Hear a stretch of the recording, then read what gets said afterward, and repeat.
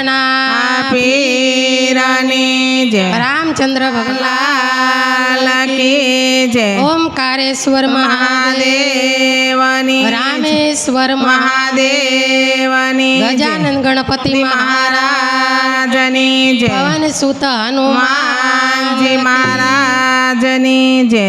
ઓમ નમઃ નમઃ પાર્વતી પતે હર હર મહાદેવ.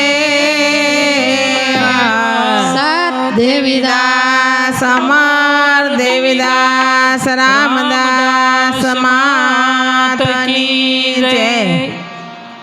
હનુમાન ચાલીસા ગાયા, હા ધૂન ગાય, સરસ. વાહ ભાઈ વાહ. આ સગરામભાઈ હારી શરૂઆત કરી દી શ્રી ગણેશાએ. હે નટુભાઈ, શ્રી ગણેશા આયા કર્યા. ભગવાનને પ્રાર્થના કરો તો મને યાર. હા, હનુમાન દાદા આવે કથામાં. હનુમાન દાદા પહેલાં આવે પછી જ કથા શરૂ થાય, બાકી કથા શરૂ થાય નહીં. અને પ્રથમ પહેલાં આપણે રામચંદ્ર ભગવાનને 3 વખત વધાઈ આપશું. દશરથ રાજાને ને કૌશલ્યા માતાના આખા અયોધ્યાને. એટલે આજે રામનવમી છે, એટલે પહેલાં ભાવથી બધાય 3 વાર વધાઈ આપજો. બોલો રામ જન્મની વધાયો વધાયો વધાયો વધાયો. રામચંદ્ર ભગવાન કી જય. શ્રી રામ જય રામ જય જય રામ. બોલો બધા રામ જય રામ જય તાળી પાડીને એક જય સાથે. રામ. શ્રી રામ જય રામ જય જય રામ. શ્રી રામ જય રામ જય જય રામ. જય સિયા રામ જય જય હનુમાન. જય સિયા રામ જય જય હનુમાન. જાનકી વલ્લભ સીતા રામ. જાનકી વલ્લભ સીતારામ. બોલો જાનકી વલ્લભ સીતારામ. જાનકી વંદન સીતારામ. જય સિયા રામ જય જય હનુમાન. જય સિયા રામ જય જય હનુમાન. અયોધ્યાના પ્યારા રામ. કૌશલ્યાના પ્યારા રામ. સીતાજી કે પ્યારે રામ. સીતાજીને પ્યારા રામ. લક્ષ્મણજીના બંધુ રામ. લક્ષ્મણજીના બંધુ રામ. કૌશલ્યા કે પ્યારે રામ. કૌશલ્યાને પ્યારે રામ. શ્રી રામ જય રામ જય જય રામ. શ્રી રામ જય રામ જય જય રામ. હે અવધ બિહારી પ્યારે રામ. અવધ બિહારી પ્યારે રામ. શ્રી રામ જય રામ જય જય રામ. શ્રી રામ જય રામ જય જય રામ. હે અવધ में आनंद भयो. જય રઘુવીર લાલ કી. હે અવધ में आनंद भयो. જય રઘુવીર લાલજી. હે જય રઘુવીર લાલ કી. જય રઘુવીર લાલ કી. હે જય રઘુવીર લાલ કી. જય રઘુવીર લાલજી. હે અવધ में आनंદ भयो. જય રઘુવીર લાલ કી. હે અવધ में आनंद भयो. જય રઘુવીર લાલ કી. હે હાથી દિયા ઘોડા દિયા. और दिया पालकी. હે હાથી દિયા ઘોડા દિયા. और दिया पालकी. હે जुवान को हाथी घोड़ा. धन को पालकी. હે जुवान को બુઢન કો પાલખી એ બુઢને કો પાલખી અનકો હાથી એ બુઢને કો પાલખી જય રઘુવીર લાલ કી એ હાથી ઘોડા પાલખી જય રઘુવીર લાલ એ કી હાથી ઘોડા પાલખી જય રઘુવીર લાલ કી એ જય બોલો હનુમાન કી રામ લક્ષ્મણ જાનકી એ જય બોલો હનુમાન કી રામ લક્ષ્મણ જાનકી એ અવધ में आनंद भयो જય રઘુવીર લાલ કી એ અવધ में आनंદ भयो જય રઘુવીર લાલ કી બોલો રામચંદ્ર ભગવાન કી જય સદગુરુ ભગવાન કી જય. શબ્દ ઉચ્ચારણ સરસ્વતી અને મનમતી આપજો મત ભૂલ્યા અક્ષર મેળવજો એ ગુણ ગાવું દિન ને રાત. હવે બધાને બોલવાનો છે શ્લોક બરાબર.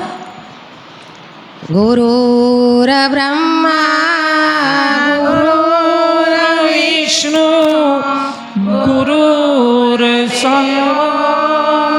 મહેશ્વર ગુરુ સાક્ષાત પરિબ્રહ્મ તસ્મે શ્રી ગુરુવે નમઃ તસ્મે શ્રી ગુરુવે નમઃ ધ્યાન મૂલમ ગુરુ મૂર્તિ પૂજા મૂલમ ગુરુ પદમ મંત્ર મૂલમ ગુરુ વાક્ય મોક્ષ મૂલમ ગુરુ કૃપા. સદગુરુ ભગવાનની જય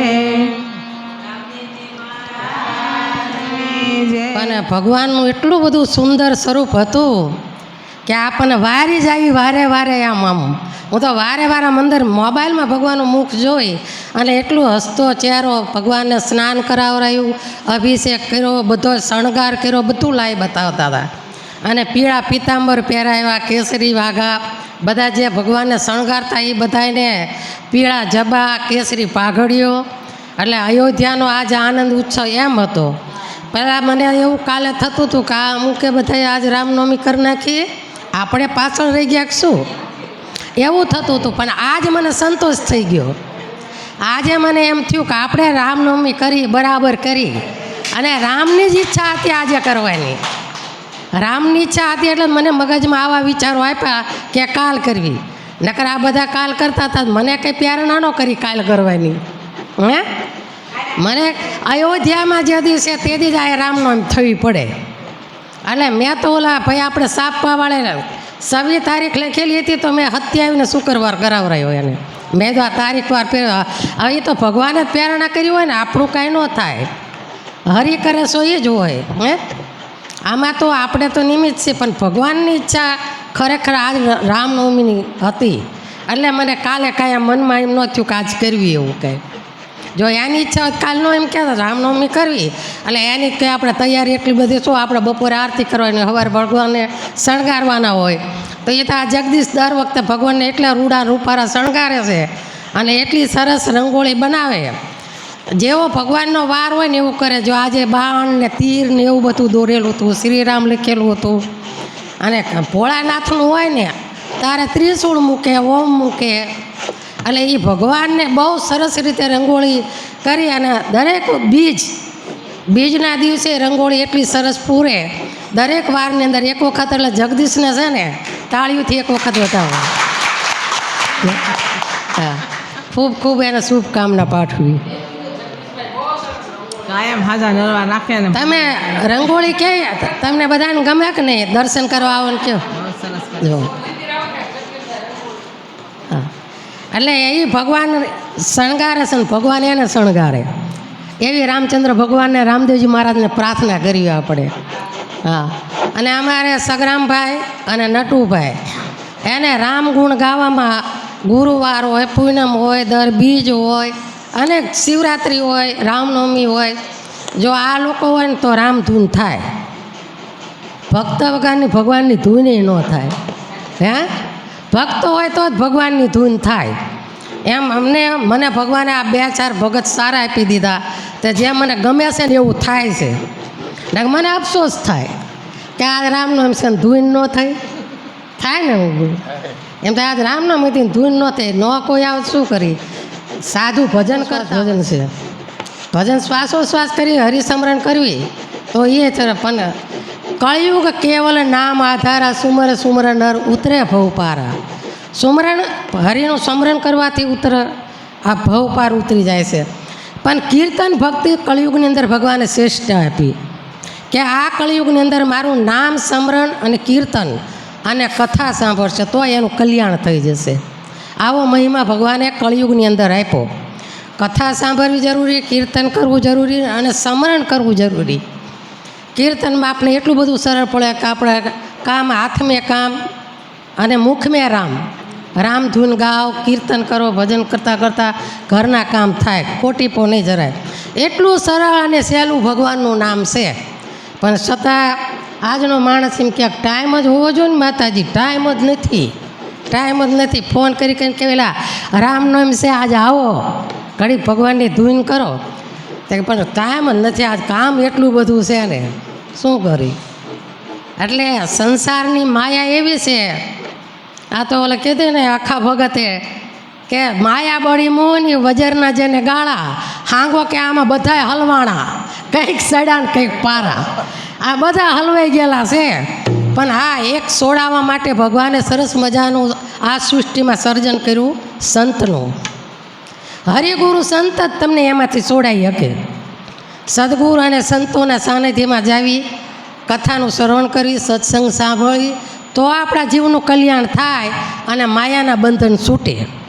બાકી માયા તો છે ને અત્યાર સુધીમાં કોઈને સોડા નથી ને છૂટે નહીં. છોડવું પડશે તમારે. આ વ્યસન હોય એ બધા કેમ કહેશે પણ છૂટતું નથી. માવાનું વ્યસન છે ને છૂટતું નથી, બીડીનું વ્યસન છૂટતું નથી. એને તમને બાંધ્યા છે કે તમે એને બાંધ્યું છે. કોઈ માવો ગલામાં હતો તમને કહેવા આવ્યો કે સગરામભાઈ આ મને લેવા આવો અને ખાવ એમ કીધું? હે કોઈએ કીધું નતું ભાઈ?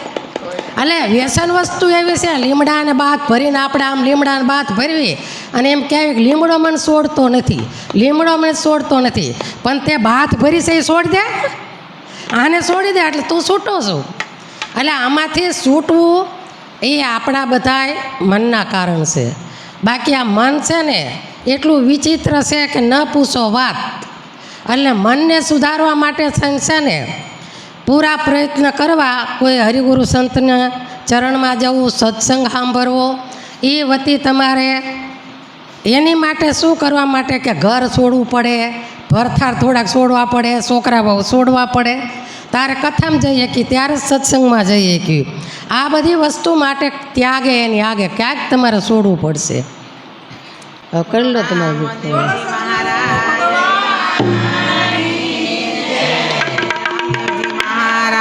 મહારાજની જય. આ સમર દેવીદાસ રામદાસ મહારાજની જય. રામચંદ્ર ભગવાનનો આજે જન્મદિવસ આપણે ઉજવો. ભગવાન રામ ક્યારે આવ્યા? મનુ અને નામ લ્યો તો આ લોકોને રામાયણ સાંભળીએ છે. આમાંથી બોલવા જોઈએ. કોને તપ કર્યું હતું આગલા વર્ષમાં? પછી રામે કીધું ને, વચન આપ્યું ને કે હું આગલા જન્મમાં તમારા બાળક બની દીકરો બનીને આવીશ. તો આપણે મનુ એકનું મેં નામ આપ્યું. એના હારે પત્ની હતા ને ધર્મપત્ની, 2 જણાએ તપ કર્યું ને. તેમના પત્નીનું નામ શું? જો વસનમેન બહુ કથા સાંભળો એટલે દ્વારકા લાંબા થાવશે. હાલે રામાયણ સાંભળો, કથા સાંભળો તો ખબર તો હોય જોઈએ ને. મનુ રાજા અને શત્રુપા એમના ધર્મપત્ની આ 2000 ખૂબ તપ કર્યું. આપણે એક રામનવમી રહ્યા હોય ને તો બપોરે હામા કરવી, બટેટા કરવી, કેળા ખાવી, ફરારી કેવડા મગાવી, આ બધું કરવી ને. એ લોકોએ ભગવાનને મેળવવા માટેથી ભૂખ્યા તરસા સતત તપ કર્યું. વાવાઝોડા, ઠંડી, તાપ, વરસાદ આ બધું જ સહન કરીને ભગવાનને મેળવવા તપ કર્યું. પછી ભગવાને એ વખતે પ્રસન્ન થઈ અને ભગવાને કીધું કે માગો. એ વખતે મનુ અને શત્રુપાએ માગ્યું કે ભગવાન અમારે તમારો જેવો દીકરો જોઈએ. તો ભગવાન કે તથા અસ્તુ, હું બાળક બની આવીશ. પછી બીજા અવતારમાં દશરથ રાજા કૌશલ્યા થયા અને ભગવાન એને ઘરે બાળક રૂપે આવ્યા. પણ આપણે ઘણા કહેવાય ને, બધા કેવી કરેલા કર્મના બદલા દેવા પડશે, દેવા પડે અંતે સૌને નડે. કારણ કે હું વારંવાર કહું છું કે કર્મ કોઈને છોડતું નથી. સંત હોય, સંસારી હોય, ફકીર હોય, કોઈ બી, બરાબર. હવે એને દશરથ રાજા જ્યારે મુગિયા રમવા ગયા ત્યારે એને ભૂલથી એક મૃગનો અવાજ સંભળાણો. પાણીમાં સરવણ પાણી ભરવા ગયો અને ઘડાનો અવાજ આવ્યો. ત્યારે એ ઘડાનો અવાજ સાંભળીને એમને તીર માર્યું દશરથ રાજાએ, બરાબર. આ બધાને જ ખ્યાલ છે. હા, પણ તો સરવણી હે રામ હે રામ હે રામ કરતાં ઢળી પડ્યા. અને ઢળી પડ્યા એ વખતે દશરથ રાજાને એમ થયું કે આ તો કોઈ માણસનો અવાજ છે. અને દશરથ રાજા ત્યાં ગયા અને માણસનો અવાજ સાંભળેલો જોયું તો સરવણ હતો. પછી પોતાને પસ્તાવો ઘણો થાય છે કે આ ભૂલથી મારેથી થઈ ગયું છે. પછી દશરથ રાજાને એટલું જ કહેશે કે હવે રાજા જે કાંઈ થયું તે, પણ એક મારા માતા પિતા છે ને એ તરસ્યા છે, તો તમે એને પાણી પાઈ આવો. હવે શ્રવણ જેવા આ જગતમાં અત્યારે દીકરા થવા એની રજય ન થઈ શકે. કારણ કે આવું તો આપણે ઘણું બધું કહીએ છીએ, દીકરાને સારા સંસ્કાર આપો, ભક્તિ આપો, સંતો પાસે લઈ જાઓ. આવું બધું ઘણા આપણા સંતો વક્તાઓ બધા જ કહે છે. સંસારમાં કેમ જીવવું એ આપણે રામાયણ શીખવાડે છે. રામાયણ આપણે એવું શીખવાડે છે કે સંસારમાં કેમ જીવવું. અને શ્રીમદ ભાગવત આપણને એવું શીખવાડે છે કે મરણ કેમ મરી જાણવું. પરીક્ષિત રાજાએ 7 દિવસ કથા સાંભળીને પોતાનો મોક્ષ કરાવ્યો. એને એ શીખવાડ્યું કે મોક્ષ ક્યારે મળે? કથા સાંભળવાથી, કીર્તન સાંભળવાથી. પોતાના રજવાડાના દરવાજા બધા ખુલ્લા કરી દીધા કે બધાને હરિહર કરાવો, ટુકડો દો, ખવડાવો, દાન પુણ્ય આ બધું કરી અને એને મોક્ષ મેળવો. એમ ભાગવત મોક્ષ કરવાનું મેળવે. રામાયણ તમને સંસારમાં કેવું જીવન જીવવું, ભાઈ ભાઈ સાથે કેવો વ્યવહાર, પિતા પુત્રનો કેવો વ્યવહાર, માતા પુત્રનો કેવો વ્યવહાર, પત્ની અને પતિનો કેવો વ્યવહાર, આવું આપણને રામાયણ શીખવાડે છે, બરાબર. પણ હવે એ બધું આપણા જીવનમાં ઉતારીએ તો આ બધું આપણું ઘર છે ને એક મંદિર બની જાય. ઘર પરિવારની અંદર બાળકોના બધા એક સાથે, જેના અન એક એના મન એક થાય. એક સાથે બધા હારે બેસીને જ્યારે ભોજન કરો, સવાર સાંજ ભગવાનનો ધૂપ દીવા આરતી કરો, ત્યારે બધાના મનના વિચારો એક થાય. ત્યાં ધર્મ અને ભક્તિ વાસ કરે. તમારા ઘરમાં સારા સંસ્કાર રહે. ક્યારેય દીકરી દીકરાઓ આ બધાની વ્યાધિ ઉપાધિ અઢળક અત્યારે વધી ગઈ છે. આ સમયમાં તો વાત જ નથી થાય એવું. એટલે એમાંથી બહાર નીકળવા માટે કોશિશ કરવાની કે આપણા ઘરમાં બચપણ નાના નાના બાળકો હોય ત્યાંથી આપણે આવા બધા સારા સંસ્કારો આપી, એને મંદિર સુધી લઈ જવી, ભગવાનના દર્શન કરાવી, કોઈ સંતો પાસે લઈ જવી તો એને કાને થોડો સત્સંગ આપી. ઘરે હોય ત્યારે ગીતાના પાઠ ભણાવો. અત્યારે તો જો કે આવા સરકારે થોડુંક નિશાળોમાં સારું કર્યું છે કે ગીતાના પાઠ ભણાવવા છોકરાઓને. અત્યારે ભણતરમાં ગીતા અને રામાયણ નિશાળમાં ભણાવવાનું કીધું છે બાળકોને, કે જેથી કરીને અત્યારના છોડી છોકરાઓને તમે પૂછો ને કે રાવણને કોને માર્યો, તો એને ખબર નહીં હોય કે રાવણને રામે માર્યો. એમ 2-3 મેં આવા વિડીયા જોયેલા. એક છોકરીને પૂછે છે કે કંસને કોને માર્યો, તે કે રામે માર્યો. હે બોલો, કંસને કે રામે માર્યો, તા કે રાવણને કોને માર્યો, તે કે એ એમને જ માર્યો હશે ને, કે એ કે એમને જ માર્યો હશે ને. એટલે કે ઓલા કે ભાઈ કંસને કૃષ્ણએ માર્યો અને રામે રાવણને માર્યો. આ બધું સમજવા માટે આખી રામાયણ સાંભળવી જોઈએ. અને કોઈ સંતોના સાનિધ્યમાં જઈને સત્સંગ સાંભળવો જોઈએ. બાળકોને સાથે રાખો પણ એને સારા સંસ્કાર આપો. અને એને જેથી કરીને તમારું તો જીવન ન ગઢપણ ન બગડે. અને આજ તો રામનામ છે ને એટલે આજ વખારે થોડીક જ લેજો ભારતીબેન. કારણ કે આજ રામ જન્મોત્સવમાં આ બધાએ સેલું નોરતું છે માતાજીનું. એટલે એક માનો ગરબો પણ આવડા બધા ફરતા ફેરમાં રાસ લેશે અને મટકી પણ લેશે. રામનો એમનો સત્સંગ થઈ જાય.